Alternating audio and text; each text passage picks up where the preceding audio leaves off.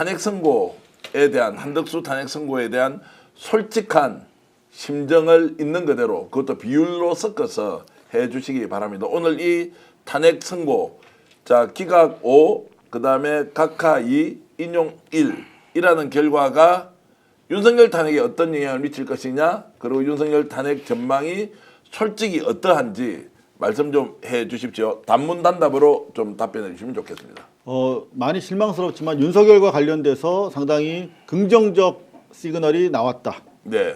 8대0 가능하다. 8대0 가능하다. 자, 김종국 박사님.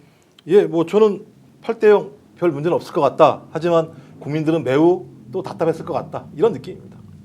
김한나 변호사 어떻습니까? 저는 윤석열 파면에 대해서는 흔들림이 없고 결국 정치적 사법기관인 헌재가 작은 거를 던져주고 가장 큰 거를 취할 것이다 라고 생각합니다. 근데 오늘 이렇게 이제 평소에 평론하시는 분 세 분이 오셨으면 윤석열 탄핵에 악영향을 끼쳐서 혹시 기각이 될지도 모른다라는 의견이 나올 법도 한데 세 분 다 매우 신중하게 의견을 냈지만 일단 윤석열과는 연관이 없다라고 이제 보시신 그 이유 설명 좀 해주시죠. 일단은 저도 인내심을 가지고 헌재 결정문을 여러 번 읽었습니다.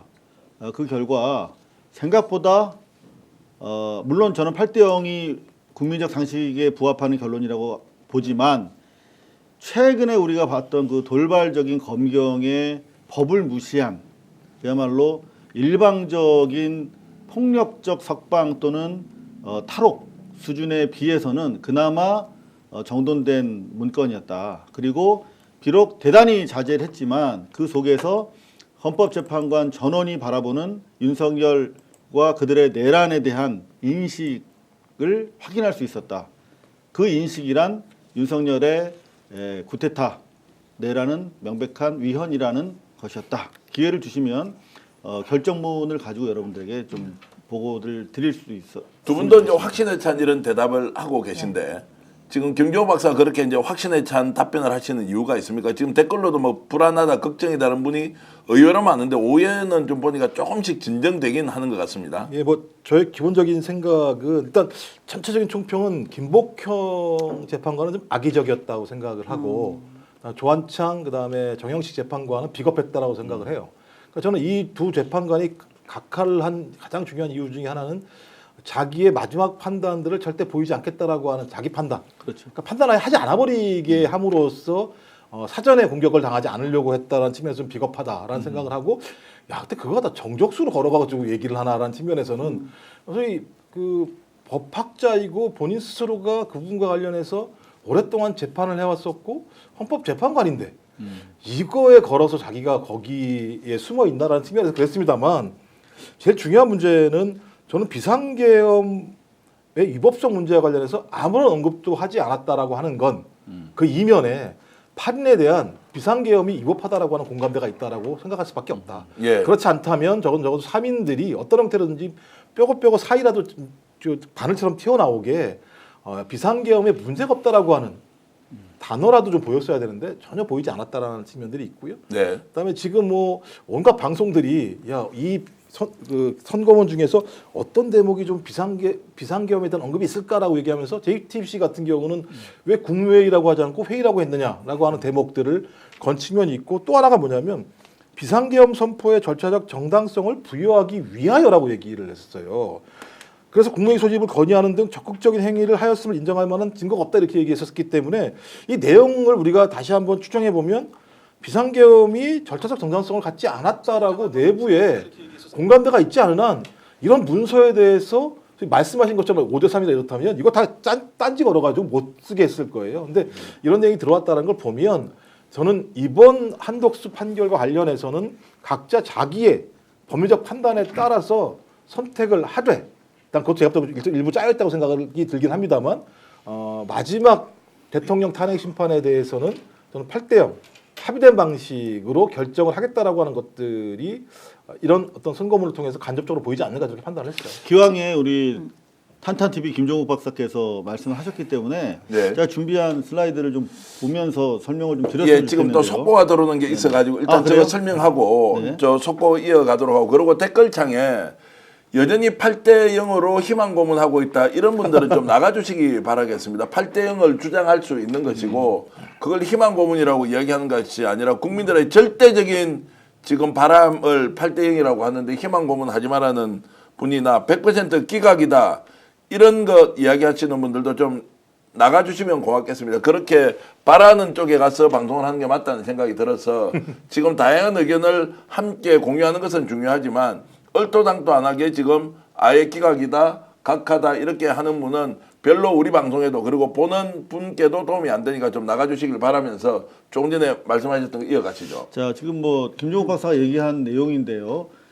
사실 윤석열과 한덕수 탄핵의 그 연관관계는 딱 요 하나가 오늘 내포가 된 거거든요. 그러니까 5가지 한덕수의 탄핵 사유 중에서 나항, 비상계엄 선포 및 내란행위 관련된 사안만이 이제 윤석열이 가지고 있는 5가지 탄핵 사유 중에 하나 겹치는 내용이란 말이에요. 그러니까 윤석열 관련해서 첫 번째가 비상계엄 선포의 그 불법성 아니겠습니까? 근데 관련해서 단 한 문장으로만 이걸 표현했어. 얼마나 자기들 내심을 들키지 않고 싶어 했을까. 그런데 이 한 문장이 한 그 문장 패러그래프를 구성하고 있는데 전반부 후반부에 매우 중요한 2가지 사안을 적시하고 있어요. 전반부는 국무회의와 관련해서 비상계엄 선포의 문제, 그다음 뒤에는 해제의 문제를 거론하고 있어요. 근데 둘 다 자세히 보시면 이미 전제가 깔려 있어요. 그러니까 비상계엄 선포는 불법이라고 하는 인식이 딱 있기 때문에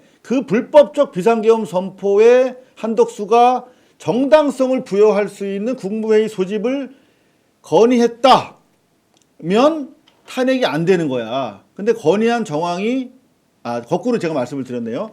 불법적인 비상계엄 선포이기 때문에 여기에 절차적 정당성 부여하면 안 돼. 근데 청구인은 절차적 정당성 부여했다는 것이고 한덕수 안 했다는 것이야. 근데 이미 이 와중에 비상계엄 자체의 불법성을 전제하고 있습니다. 두 번째 보면 자 이렇게 불법적인 비상계엄이기 때문에 국회 비상계엄 해제 요구가 있으면 바로 해제해야 되는데 윤석열이 2차 계엄을 암시하는 등 지금 뭐 미적거리고 있을 때 빨리 국무회의 소집을 건의해서 이거 해제해야 돼.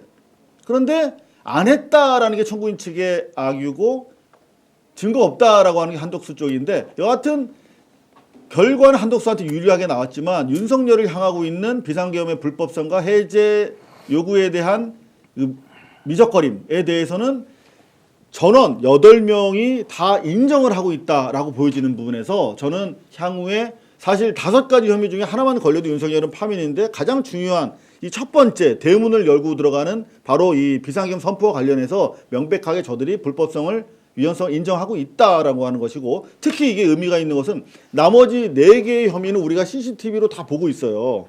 영상이 다 있어. 국회 막 찬탈한 거, 그다음에 선관위 치고 들어간 거 이런 것들은 다 그냥 눈으로 보면 다 불법이네 아는데 사실은 여태까지 뭐 여러 가지 정황 증거와 검찰 조서 등이 있었습니다만 명시적으로 저 부분에는 CCTV가 없기 때문에 거짓말할 수도 있었으나 저걸 인정하고 있다는 측면에서 대단히 저는 윤석열 탄핵 가능성이 더 높아졌다 이렇게 봅니다. 그러니까 저도 이렇게 생각이 드는데 지금 얘기하셨던 것에 이어서 말씀을 드리면 네. 지금 한덕수 총리와 윤석열과의 검토하는 내용 자체가 다르다는 거죠. 네, 한덕수 총리에서 본 것은 지금 딱 이 나 항목 하나만 겹치고 있거든요. 근데 그 앞에서 이 절차적 정당성을 부여한 부분이나 그 이후에 소극적으로 지금 그 계엄 이후에 다시 이걸 철회하기 위한 국무회의를 열었느냐 이 여부 부분을 말하기 전에 이 계엄은 위법이다라는 걸 지금 딱 상정해 두고 있거든요. 전제한 거죠. 그렇죠. 그걸 포인트로 본다면 긍정적이다라고 생각이 들고 그거 이외에는 어느 것도 지금 윤석열의 그 지금 이 파면과 관련된 이 탄핵 소추와 관련된 논점을 언급하고 있지 않아요. 그렇죠. 그렇기 때문에 한덕수 총리의 이 기각과 윤석열의 기각을 연결 지을 이유가 없다라고 말씀을 드리고 싶고 연결 짓는다면 오히려 긍정적이다. 이 부분을 딱 봤을 때 이렇게 네. 판단하는 게 맞다라고 생각합니다. 자, 그래서 이제 요 질문 한번 드려보겠습니다. 뭐 언론에서는 처음으로 문제 제기를 하는 질문일 수 있는데요. 네. 왜 기각 의견에 문영배 이미선 재판관이 평소의 성향으로 보면 기각할 이유가 없을 것 같은데 왜 기각으로 들어가 있느냐라는 데서 헌법학자 한 분이 문제 제기를 하더라고요. 혹시 김정 박사님 추론되는 게 있습니까? 근데 저는 문영배, 이미선 이 두 분 같은 경우가 굉장히 오랜 기간 동안 헌법재판소에서 헌법재판관 일들을 해왔던 분들인 네. 거죠. 저는 그래서 이런 분들은 오히려 매우 정무적인 판단을 할 수밖에 없다. 전체적인 상황 자체를. 네. 지난번 문영배 재판관 같은 경우 누구 재판이든 본인이 거기서 빠졌었잖아요. 제가 어느 탄핵 심판인지 모르겠습니다만 문영배 헌법재판관 지금 대행치제인데 이분 같은 경우는 전혀 자기의 중립성들을 훼손할 만한 행위를 절대 하지 않습니다. 지금까지 하는 걸 보면. 본인 발언도 마찬가지입니다만 내가 하는 발언은 평의에서 만장일치로 결정된 사항만 얘기하겠다고 얘기하면서 지금까지 적어도 본인이 객관성을 잃지 않으려고 해서 노력해 왔었고 지금도 마찬가지입니다만 만약에 본인이 이 상황을 오늘 같은 경우도 이 부분과 관련해서 소위 기각이 맞다라고 판단했을 때에는 저는 이후 윤석열 탄핵 심판에서 전체 8대 0을 아우르기 위한 판단 그런 어떤 공감대를 만드는 과정에서 본인의 역할을 해서 이렇게 빠졌다고 생각이 들고요. 만약에 문영배 지금 있는 헌법재판관이 이 문제 관련해서 야 이건 탄핵이야라고 얘기하는 순간 제가 볼 땐 벌떼 같은 개싸움이 났을 거예요. 이 국민분열 문영배 소장 이거 나 몰랐는데 진짜 좌판에 별의별 얘기가 다 나왔을 거라는 생각이 들기 때문에 저는 법리적인 문제라기보다는 매우 예를 들면 헌재가 국민적 신뢰 또는 윤석열 탄핵 심판 과정에서 국론 통합을 위해서 어쩔 수 없는 판단을 계속 해왔다고 저는 생각이 들어요. 김종 박사 저렇게 이제 분석하는 거 보면 대단하기는 대단하다. 사전에 뭐 질문을 드린 것도 아니고 앞으로 오늘 미리 좀 방송하면서 나중에 질문 주십시오.